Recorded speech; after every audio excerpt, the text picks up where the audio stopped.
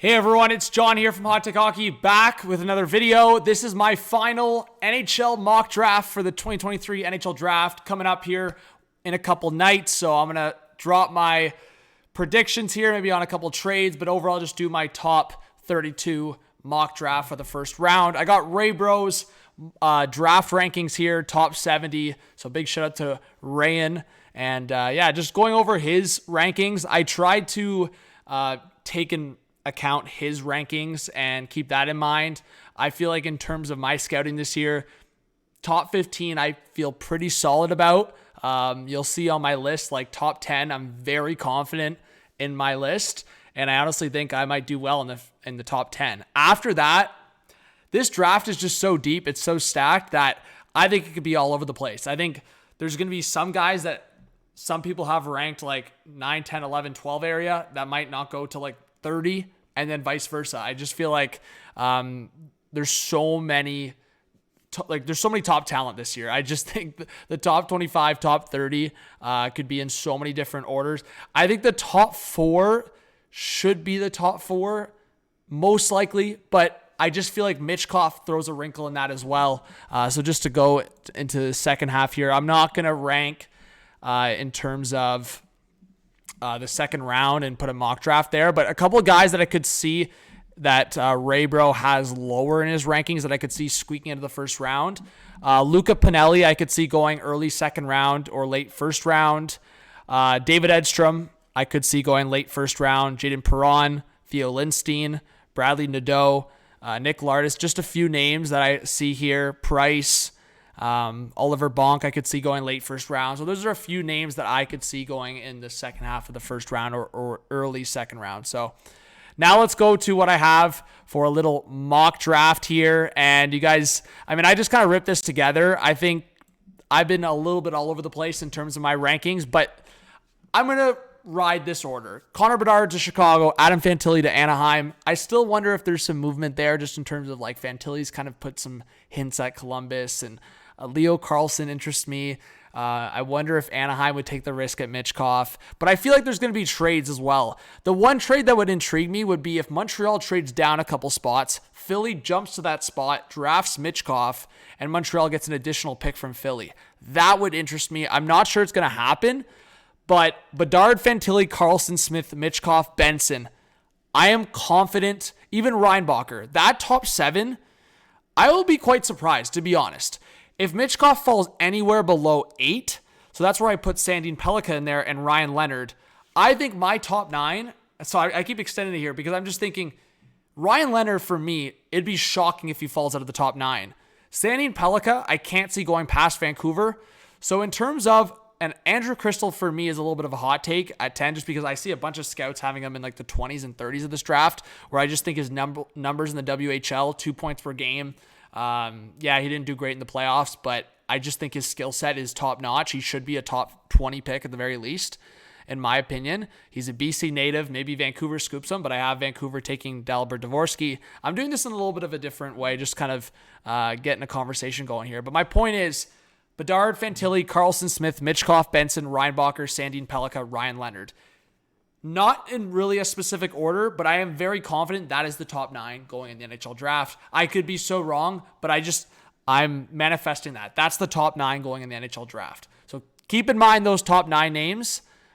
I'm confident in that. I think Ryan Leonard could go as high as like Montreal. I think Sandin Pellikka could go as high as Arizona, but honestly, I think Zach Benson should be a top 6 pick. Ray Bro has Zach Benson as like his 3rd or 4th best prospect. So going down here, Dvorsky, Vancouver, Simashev to Arizona. I just feel like Arizona could go in a different direction, but if they go like forward, maybe defenseman. Gabriel Perreault, we know the Perreault connection with the Sabres, but I feel like the Sabres might go defenseman as well, so keep an eye on that. I wouldn't be surprised if they got like a Tom Willander. But again, Detroit, I think that's a great combo. If Detroit came out of the draft with Ryan Leonard and Tom Willander, that's a dub. Nate Danielson to Calgary, Alberta guy. I do have Nashville. I'll scroll a bit here. Nashville taking Colby Barlow and Callum Ritchie. Do not be surprised if Nashville also takes, with one of those picks, Quentin Musty.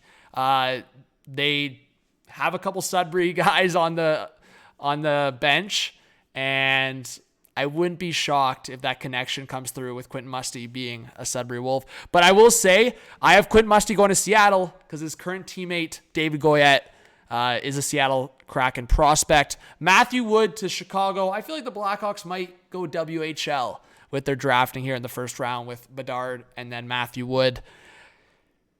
See, there's a couple other ones where, you know what, I just feel like Oliver Moore.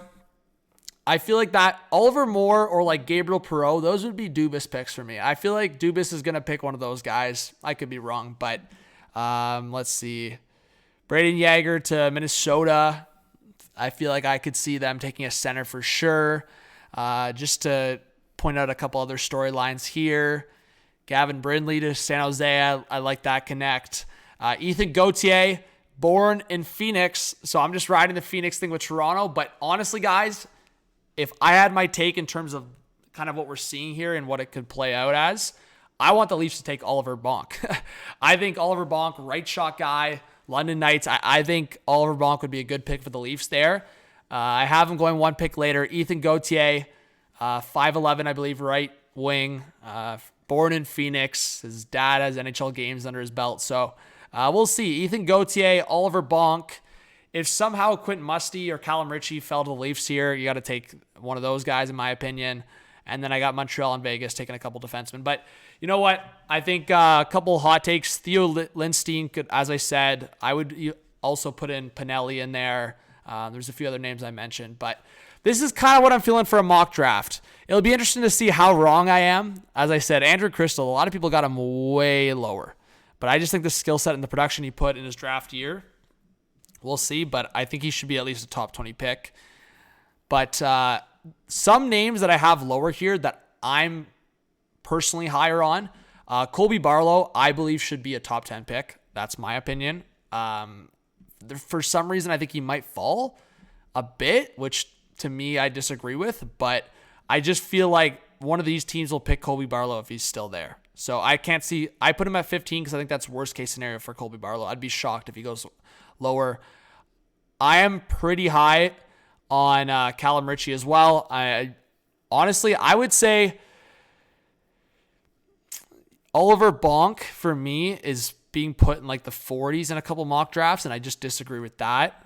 I actually like Otto Stenberg a lot.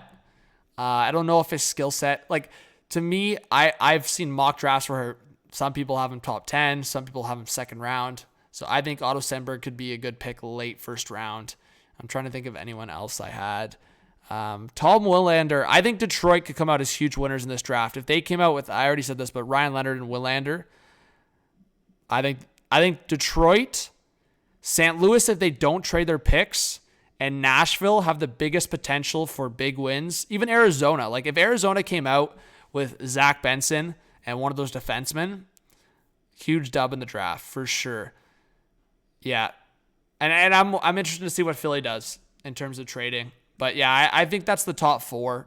But you know what? Mitchkov is the wild card here. To me, this should be the top 6 in terms of skill set. But Mitchkov, maybe he jumps. Maybe he falls. But I can't see him falling lower than Washington. There's just no way. So let me know what you guys think. Little mock draft. Kind of all over the place. But honestly, this one's really hard. Especially the fact that like my scouting only came into play the last couple of weeks here. Heavy. And I just feel like this is such a stacked draft. Like, just to literally list an example. Like, I could put, like, Braden or Matthew here, like, top 10, and I don't even think people would, like, bat an eye, like, around the 10 or 11 spot. It's just, that's how stacked it is. The top 20, there's so much talent here in the top 20, top 25. So, we'll see what happens, guys. Subscribe, like, comment, notification bell, as I said. Let's see you on the... I might not be able to go live for the full first round draft. I might be aiming for like the second half or like just a live draft recap because I feel like a lot of people don't do that. I think it'd be cool to get a live draft recap in and get some guests going. So give me your thoughts, guys, in the comments, what you want to see for a live stream Wednesday and Thursday night. And yeah, we'll see you on the next video, podcast or stream. Have a good one. Peace.